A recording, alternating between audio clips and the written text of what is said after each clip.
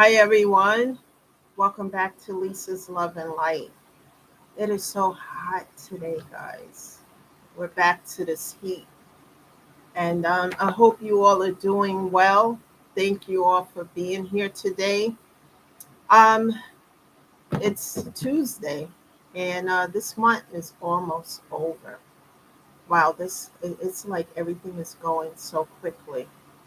The month, the year is almost over. I hope you guys are doing well. How are you guys doing? I hope you're having a great day so far. Mine has been busy, and I'm be glad when the day is over. It's just been a busy day, and I'm just connecting with you guys, checking in to see how you're doing, and we're going to talk about some things today here on this channel. Remember that I talk from a space of everything that I've gone through. I'm not a therapist or social worker. I just talk about my personal experiences and how I got through everything. And sometimes I have notes and sometimes I don't, depending on what I want to stress so that people can hear the message and perhaps something that I share here will resonate with you and it can help you with your own personal situations that you may be currently going through. So, guys, with that being said, let's get into the topic of discussion today on why it is important to be at peace. That's the topic of discussion today, why it's important to be at peace. It's so important. And one of the things I understand is that people cannot experience inner peace if they are obsessed with money and just obsessed with money and getting money and inner peace is something to be acquired. you know um it brings certain rewards like being unbothered by idle gossip, lies, deception, and drama. I used to be so upset about these things, people, like, especially when people were saying the most and the worst about me, things that I would never do. And they were just saying a whole bunch of stuff. And I used to cry and ask God, why? Because especially things that I've never done, and they would say A, B, C, and D. And since I started the healing process and really meditation and prayer and things of that nature, I'm unbothered by these things because I'm not even the same person that I used to be since I lost my mom, you know. So, in order, what I'm going to do, something a little bit different today, in order for you guys to understand me a little bit better, I'm going to talk about some things. I'm going to tell you a little bit about myself and my life and the trials and tribulations that I've gone through and how I've gotten from A, B to C. Um, One of the reasons I'll start with this why I'm so close to God is because when I lost everything, I felt like Job in a Bible, literally, because I lost. And when I talk about losses, people, I'm talking about people leaving here, passing away. Lost a lot of good people who were in my life. I had a best friend since I've known since I was 10 years old, who passed away with sickle cell anemia. Didn't know she was that sick. We were very close, spent a lot of time together. And then the last time that we spent together, because I was in college and I think I had just graduated and I had wrote my first book and I was doing a book event and she showed up, she came and we talked and she said, Lisa, I love you. And told me, she wasn't going to be here much longer because there would be times that I wouldn't hear from her because she would be in a hospital, very ill. And it just tore me apart, and just losing my father before I had my son, just a lot of losses, people. You know, um, Losing my dog, people who I was close to, another friend who I used to do volunteer work with at the soup kitchen, and people were just dropping like flies. And, it made me look in my own life, my own circumstances, what I was allowing in my life, what I wasn't allowing. And I had to, really look at things that I didn't want to, especially after losing my mom. Because no matter what I went through with my mom, no matter what, my mom was my mom. And when I needed to talk or just vent or whatever it is, you call up your mom, you talk to her, you go through it. And as my mom got older and became a grandmother, etc., she mellowed out, And, when I would talk to her about things, she would give me advice, tell me things, and she would be so calm, cool, and collective about it as she, mellow out. And I used to talk to her about it, and she would tell me, at this point in my life, I want peace. And for the first time in my life, I truly understand what that means. Um, I grew up in a religious setting, very, how do I say this, very restrictive religious, Jehovah Witness, my entire family. And didn't have a choice in the matter because my mom became a Jehovah Witness. I think I was 6 or 7 years old at the time. And at the age of 23, I was excommunicated because I couldn't follow the rules and regulations. I'm somewhat of a, how do you say, a free spirit. What I mean by that, I question things that I don't understand. And I was asking a lot of questions. You just do what you're told, basically to a certain degree. But when you start probing and looking into things and researching, I was always getting into some kind of trouble. But anyway, I was excommunicated at the age of 23. Before that happened, I was still living at home with my mom, and I paid my way through modeling school because I did so through temp agencies because, like I said, I was living at home, didn't have a whole lot of bills at that time, and I paid my way through modeling school, graduated, and then for a very short time. And when I say a very short time, probably a year, I did modeling work because I, after doing a few modeling gigs, I connected with an agent. And that agent one day called me. He had this big opportunity for me. And I went down to Manhattan in New York City, and I was so excited. And this is a big opportunity. And when I get there, he has all the details within a contract. And this was in the late 80s. I was in my early 20s in the late 80s. And $100,000 contract in my face, and I'm 23 years old.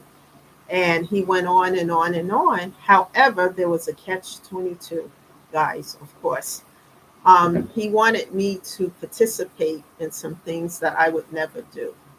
And as I walked around this penthouse and I saw things that made me sick to my stomach, that horrified me. And I'm like, I'm not doing any of this. I don't care how much money it is.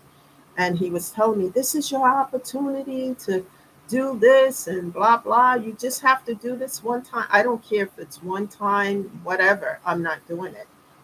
And I ended up, after we went back and forth with this for a while, ripping up the contract and walking out the door. He said, you'll never model again. And he's right, I didn't. Because I have certain morals and belief systems, and I'm just not going to do certain things. That's why I kind of laugh when I hear some rumors about myself, about stuff that I've done in the past that I would never do, guys. So it's funny to me because it's not even back then when I'm not the same person I am today. Even back then, I wouldn't do things. I would never compromise myself to do things that are below my standards. So I laugh when I hear that kind of stuff today.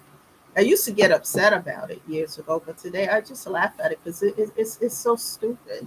But anyway, getting back to this story because I want you guys to know.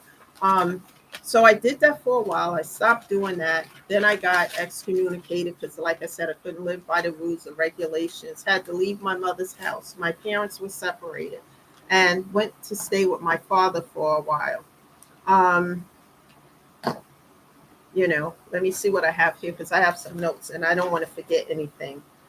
And it just, my life changed because I grew up into a religious setting, and I have friends there that I've known all my life who are no longer my friends because I was shunned as I was thrown out, excommunicated from the organization.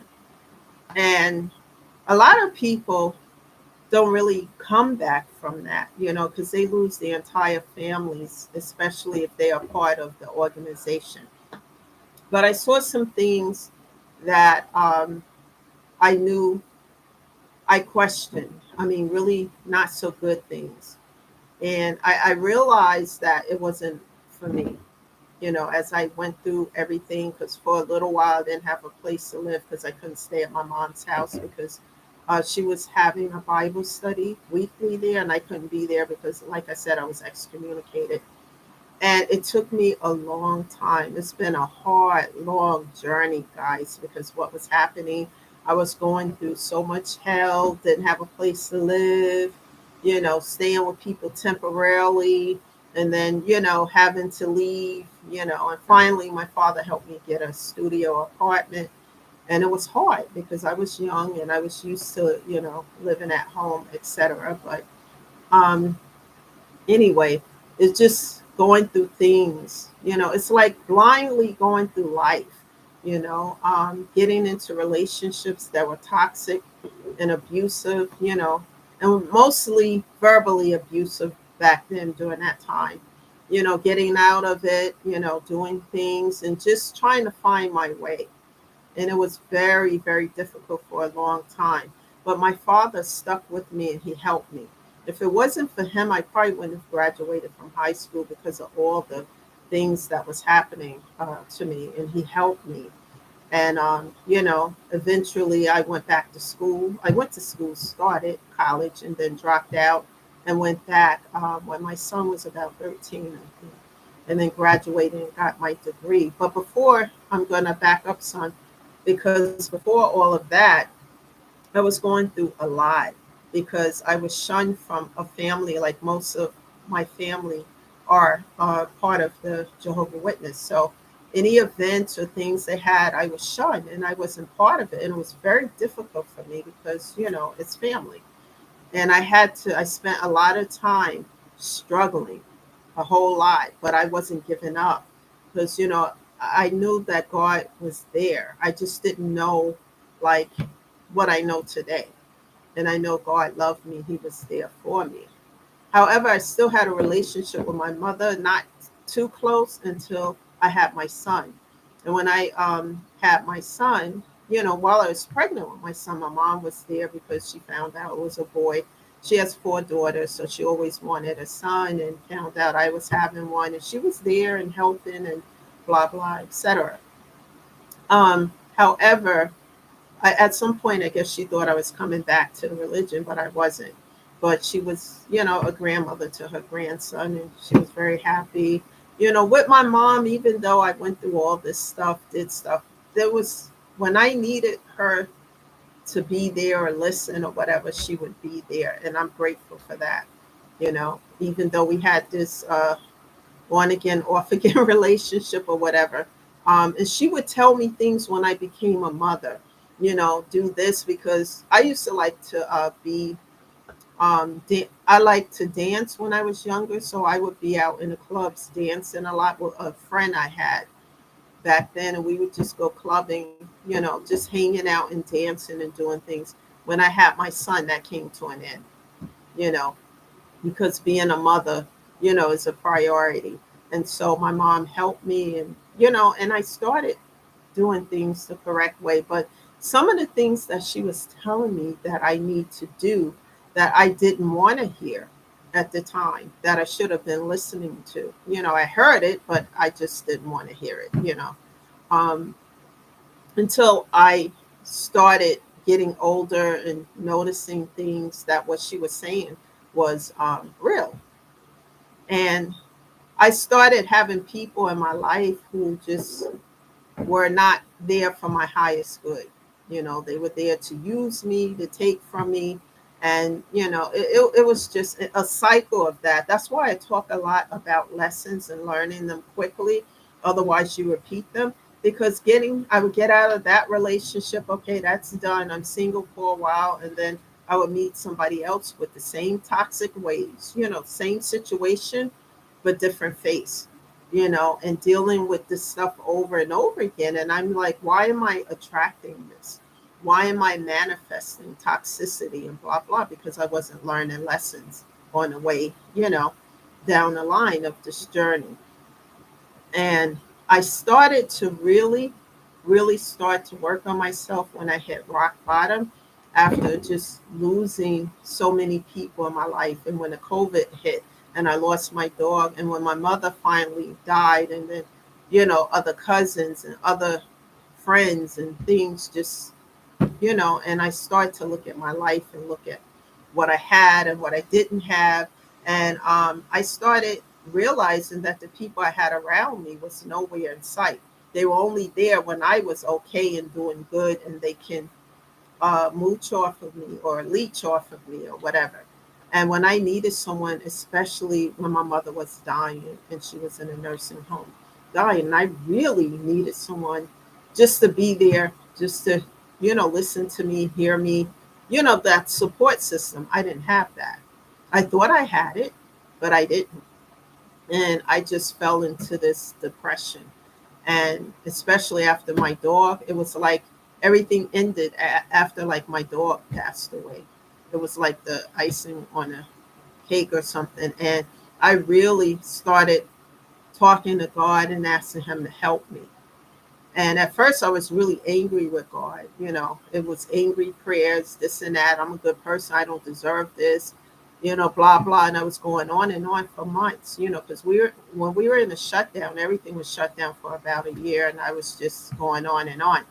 And then one day, after the tears, after the pain and crawling around and etc., I asked God to help me. I need your help. I don't have anybody around me. I don't have help. I see these people are nowhere to be found, but when somebody needed something, I was always there. And I decided that I needed to climb out of this hole. And as I started to talk to God and ask him to help me, I started to see what I didn't see before. And then I started to work on myself, self-care, self-love, healing, because the grief was real bad, people. It was so bad after losing my mom and the dog. I didn't want to do anything. And I know what it is to hit rock bottom, you know, to be in hell, as what they call it, because that's what it felt like Job in a Bible where he was down to nothing. He couldn't get any lower to the ground. That's how I felt, and that's where I was. And and I had to swim or drown, so to speak. So I started talking to God, asking him to help me. But I'm going to share something with you guys, because anybody who's ever been in that situation that I'm talking about, or currently in that situation, when I was talking to God, asking him to help me, what I did that changed my life, and made a difference, is making vows. I made certain vows to God.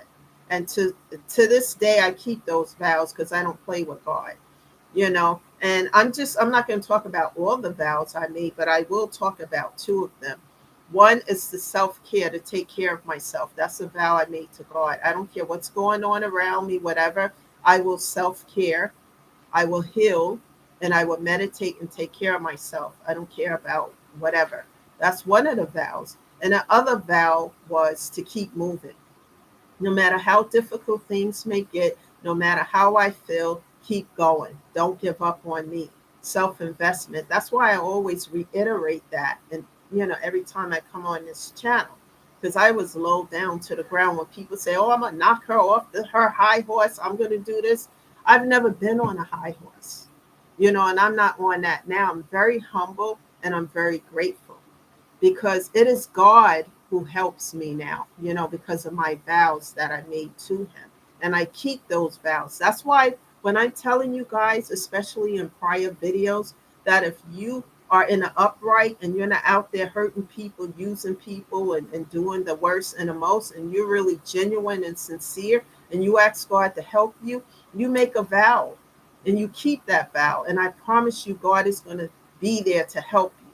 And that's why, and I've made a few of them that I keep no matter what's going on, and as I take steps, God is taking steps right there behind me. And that's why I'm in this position, of doing better, much better than I was before, because I keep my vows to God. I don't care about whatever, whomever, whatever the case is, because I don't play with God. And as I do that, God is moving and in my life, making steps, as I take steps, it's not me sitting down asking God things and waiting for it to happen. I have to work in accordance to what I'm asking. And I do that, and change my life for the better. And that's why, I now have this inner peace where I'm unbothered about the BS, about the drama, about the lies and the gossip and whatever else, because I don't care about it anymore.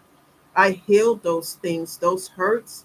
And when, believe me, people hurt me real bad. I mean, to the point where, especially like when I lost my mother and I thought these people were going to be there just to support me, it was nothing like that. But I learned, it was the lessons I had to learn, that look at what I had around me, and as I healed that, it's no more pain from that because I've healed it and learned the lessons. A lot of people, when we talk about certain things today and what they want, people think money, just having a whole lot of money is going to make you happy and give you, but to me, inner peace. Because with inner peace, you're not bothered by the BS and all the craziness in this. And when you go through a lot of hell and stuff, that you go through and you learn lessons, it teaches you to be humble. It teaches you how to change your life for the better. And that's where I'm at today. Also, when I talk about money, because some people are just obsessed with it. Oh, gotta have it, but money doesn't bring you happiness. Yes, it takes care of your bills and help you, etc. But I'm talking about the love of it, the obsession of it. Um, when I think about that, I think about Judas and Jesus. You know, people will do anything for money. How Judas betrayed Jesus with a kiss for some money that he never got to spend, because after he did it, he was so guilt ridden that he went and hung himself, left the money right there. So he didn't even get a chance to spend it. Samson and Delilah, Delilah betrayed him for some money that she never really got to spend either. So people will do anything for money. And, when I look at that and look at those examples, I rather have inner peace. Not that I wouldn't want to have money. Money is a necessity in this world. I don't mean like that. I'm talking about the love of it, the obsession. Because some people will do anything, the wrong thing, betray their own mother or whatever for money. And like I said, I rather have a relationship with God, make vows, ask God to help me, pay it forward, because that's another vow, to help other people who really need help. And just by me being on this channel talking about how I've gone through things, and I didn't have a support system around me, but God. But as I made those vows and kept those vows, God started to help me. And this is why I don't worry about what other people are saying or doing or whatever, because I transmute that energy and give it to God, and God hears my prayers and answers them because I keep my vows to Him. I don't play about that, because I was down to the ground and it was God who helped me. There was nobody around me to help lift me up but God. And I don't play about that, and I don't, worry about how somebody feel or take that. I'm not religious, guys, and I'll tell anybody that I'm not religious, but I am someone who has a relationship with God and believe in Him deeply, and my relationship with God is different than, like, I don't even know how to describe when we talk about, religious beliefs or anything like that. But having a relationship with God is important to me. It's everything to me. And that's how I changed my life, because when I lost my mom, it's like it felt like being an orphan, because my dad had already passed, and it was very difficult, very hard. And I had to learn lessons, and I wasn't learning lessons. And it was a lot of things that she was telling me, even calling me and having arguments with me about certain things that I knew better, but I didn't want to hear it at that time until after she passed. And I started to hit rock bottom, and I started to realize everything that she was telling me was for my good, and now I do things different. I'm not the same Lisa. Even people from the past who want to come back, they wouldn't stay long, because I'm not the same Lisa that I was. I'm not that subservient girl who's gonna take everybody out and buy and pay for everything while they keep their money in their pocket. I'm not that same Lisa that you're gonna use and leech and suck and drain dry. I'm not that individual, because I'm gonna tell you, and then I'm going to set boundaries, and then I'm just going to cut off, block, and delete, and you won't hear or see me anymore. The old Lisa wasn't like that. She would, just do it, and feel like I could change, people. But people have to want to change for the better. My mom used to tell me certain things. Why you keep doing this? Blah blah. And no matter how many times she told me, I had to want to make that change. She can yell up into heavens. If I didn't want to make the change, I wouldn't make the change for the better. And that goes for anybody around you, whether it's family, friends, etc. They have to have a desire to make a change for the better. And if they don't want to, and they want to stay in toxic situations and be toxic, there's nothing you can do. You can talk until you blue in the face. It's not going to make a difference, because the only difference it can make if they have a desire to change for the better. And like I said, I didn't until I hit rock bottom and started to see that no one was there for me but God. And I've changed my life, embraced new beginnings, uprooted my life from where I was, and relocated. And I don't care about the past and things. And one of the things that I share with you guys is, when you hear a lot of gossip or negative stuff about other people, and it's particular people engaging in this, and they're saying this, oh, I swear that I saw them do this and that. And I laugh, because it's ridiculous. Because when you look at the life of the person spreading the gossip, and then look at the life of the person that they're gossiping about, and you will see the difference and know what the truth is, and I'm unbothered by it, because I've healed it, and it doesn't make a difference to me anymore, because I expect them to be who they are, toxic. Because if you don't change that for the better, then you stay in that energy. You have to have that desire to change that. And then when you do change and do the work and look at yourself, it's painful, it's hurtful, it's all of that. But in order to heal it, you have to have an outlet for all that stuff to go. Tears, crying, addressing a situation, therapy, you know, and making the change for the better. It doesn't happen overnight, but I promise you, as you continue to keep moving and keep going, you will see the difference, and it change your life for the better. And as you start to heal, you start to grow and take care of yourself, self-care, self-love. And then the inner peace comes, where you're not bothered by all this stuff anymore. And when people try to disturb my peace, I go into meditation, prayer, and like I said, God answers my prayer, and show God, talk to God about it, and transmute that toxicity to Him. And God does the rest, and He has been showing me that, you know. And even though I talk about God and I'm very close to Him, like I tell people, I'm not religious. I'm not. I'm not a religious person, but I'm a person who love God and have a relationship with Him.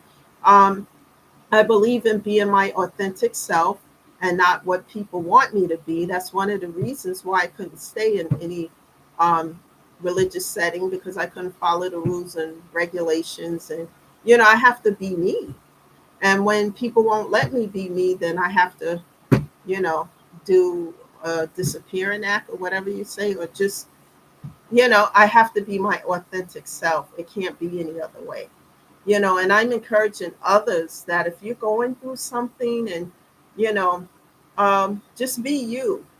Don't try to fit into a group that makes doesn't allow you to be yourself.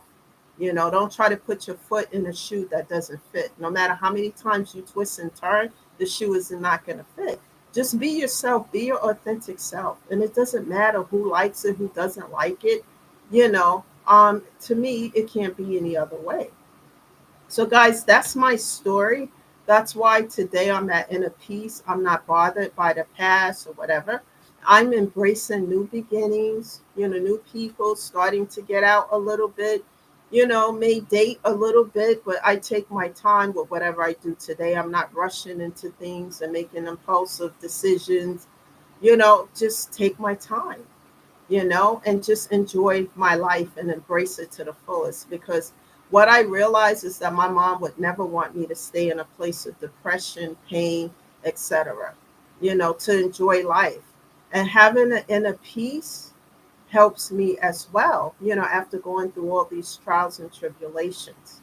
So that's my story, guys. Wanted to give you a little bit about myself because some people may think, oh, she's this and that. No, my life never been a picnic, guys.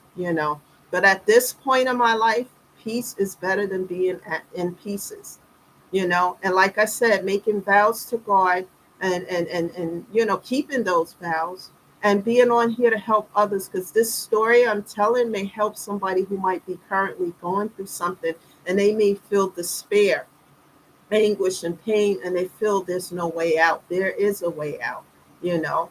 And like I said, one day at a time, one step at a time. Self investment. Never give up on your mental and physical health, because it's everything. Guys, thank you for being here today. What I want you guys to do is when you get up in the morning, tell yourself you're worth it.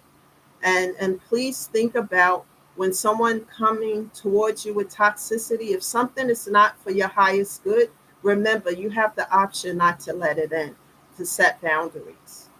It's better to be at peace than be in pieces, guys. Thank you for being here. Share this video with others. Every day will be a new message. If one doesn't resonate with you on one day, maybe the next day it will. And what you hear from it, you can apply it within your own situation to help yourself. Let's pay it forward and subscribe to the channel, guys. And I'll be back tomorrow. Subscribe so that you know when I'm on and you can jump on. Okay? And thank you for being here. I'm always going to encourage you to be the best version of yourself. Thank you, guys, and I'll see you tomorrow. Have a good day. Bye for now.